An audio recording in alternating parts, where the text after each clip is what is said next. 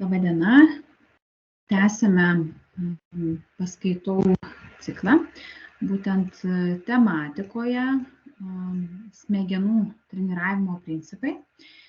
Ir jau esame aptarę skysčių, mitybos, judėjimo poveikį smegenims. Šiandien kalbėsime apie miegą ir deguonį. Tai kaip miegas veikia mokymąsi ir žinoma atmintį. Tai vienareikšmiškai miegas veikia visą mūsų organizmą, ne tik tai galvos smegenis, ne tik tai atminties ir mokymosi procesus, bet vienareikšmiškai tai susiję ir su imuninė sistema ir su mažesnis. Jeigu kokybiškas miegas, tai mažesnė rizika susirgti diabeto antrojo tipo diabetu, tai ir širdies kraujagyslių sistemos variabilumo sumažėjimas, jeigu mes turime kokybišką miegą. Na ir taip, ir miegas vis dėlto įtakoja mūsų kognityvinės funkcijas, turi įtakos mūsų atminties, būtent struktūroms ir žinoma įvairiausiai haliucinacijos galbūt požymiai gerokai yra mažesni, jeigu mes turime kokybišką miegą. Ir netgi tokie simptomai, kurie susiję su autizmo, su Alzheimerio, su Parkinsono ligomis, netgi jie yra gerokai mažesni, jeigu turime kokybišką miegą. Tai miego fazės vienareikšmiškai mes, kūnas pereina kelias miego fazes. Iš viso mes turėtume miegoti 8 valandas ir tos miego fazės, tai REM fazės, jos yra 4. Kada mes vis dėlto miegame ir sapnuojame, taip reiktų įvardinti, ar ne? Kada nesapnuojame, vėlgi turime 5 fazes, tai NREM fazes, ar ne, kada nesapnuojame. Tai vienareikšmiškai turime tą vieno miego ciklą, ar ne, kada iš principo turime užmigimą ir 4 stadijas ir, turime nubudimą. Tai valandos yra 8, tas turėtų būti. Ir kas vyksta mūsų galvos smegenyse, kada mes miegame. Įdomu tai, kad vis dėlto galvos smegenyse mes turime atliekų šalinimo mechanizmą, tai yra limfatinė sistema. Ir limfatinė sistema būtent jinai išvalo neurotoksinus iš mūsų galvos smegenų. Tai tuos neurotoksinus jie išvalo būtent skysčio pavidalo. Ir tokie neurotoksinai kaip beta amiloidas, būtent tai yra baltymas, kuris randamas ir Alzheimerio liga sergančių žmonių smegenyse. Tai būtent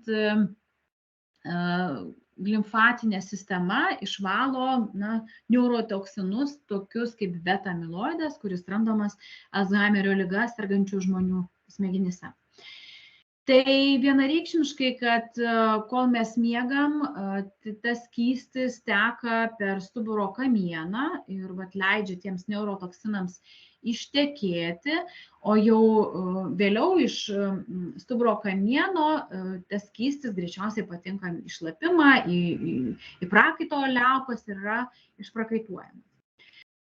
Tai neišsimiegojimas trukdo aiškiai mąstyti. Ir netgi tyrimai teigia, kad viena naktis be miego žmogui vairavimo įgūdžius pablogina beveik tiek, kiek jis būtų neblaivus. Ir vienareikšmiškai miegas turi labai svarbų vaidmenį formuojant ilgalaikę atmintį. Jeigu mes turime kokybišką miegą, tai žinoma, iš trumpalaikės atminties ta informacija nukeliaus į ilgalaikę atmintį, žymiai kokybiškesnis tas kelias bus, kokybiškesnė informacija bus išsaugota ilgalaikiai atmintyje. Ir miegas turi įtaką mūsų smegenų žievėje esančioms ląstelėms ir būtent, kur iš principo tos ląstelės turi silpnas atminties savybes ir būtent miegant tos savybės yra sustiprinamos šitų ląstelių. Ir ką mes išmokome dienos metu, aktyviuoju tuo periodu, miego metu, tai yra atkartojama ir greičiausiai, jeigu informacija yra svarbi, perkeliame ilgalaikę atmintį. Ir tą kodavimą, jeigu atsimenat, žinoma, atlieka hipokampusas ir būtent jisai saugo trumpalaikį atmintį tą informaciją ir miego metu perduoda informaciją į smegenų žievę, į tas dalis, kur galbūt ta informacija bus išsaugota ilgalaikiai perspektyvai. Elektriniai impulsai padeda perkelti prisiminimus iš smegenų hipokampuso į tas saugojimo vietas, kurios yra kol kas ribotos ir iš tos neribotos prefrontalinės žievės, kada atsilaisvino hipokampuso, ta informacija vis dėlto gaunama naujoji informacija. Ir vienareikšmiškai dar tyrimai tvirtina, kad miegas iškart išmokus ką nors naujo yra labai naudingas atminčiai, ar ne, iškart išmokus. Dalyvauja kūrybiškume, skatina, pertvarko tą atmintį, įskiria tam tikras emocinės elementus ir tai įtakoja mūsų kūrybinės idėjas, naujas idėjas. Žinoma, kad yra ta tokia sąvoka prabudęs, bet neatsikėlęs. Ką tai rodo? Tai rodo, kad tikrai galvos smegenim trūksta miego. Liktai esu atsikėlęs, liktai esu budrus, bet protinės užduotis man yra visiškai neaktyvios, aš esu visiškai nedarbingas ir žinoma, kad tai įtakos jūsų rezultatus, funkcionuosite blogiau. Dar kas yra teigiama, kad vis dėlto tie dienos nusnūdimai 20 minučių, 30 minučių, tai yra idealiausia nustūsti nuo 20 iki 30 minučių, turi įtakos geresniems jūsų mokymosi rezultatams. Tai pavyzdžiui, NASA tyrime teigiama, kad pilotai, kurie nusnausdavo 27 minutės, jų skraidymo rezultatai pagerėjo netgi 34%. Ir deguonies poveikis jau vienareikšmiškai, jeigu mes kalbėjome, kad energijos mes gauname iš gliukozės, tai deguonis vėlgi tai yra vienas iš tų energijos gavimo šaltinių ir vis dėlto, nors smegenys dar kartelį tik tai 2% viso kūno masės sudaro, bet 20% energijos sunaudoja, tame tarpe ir deguonies.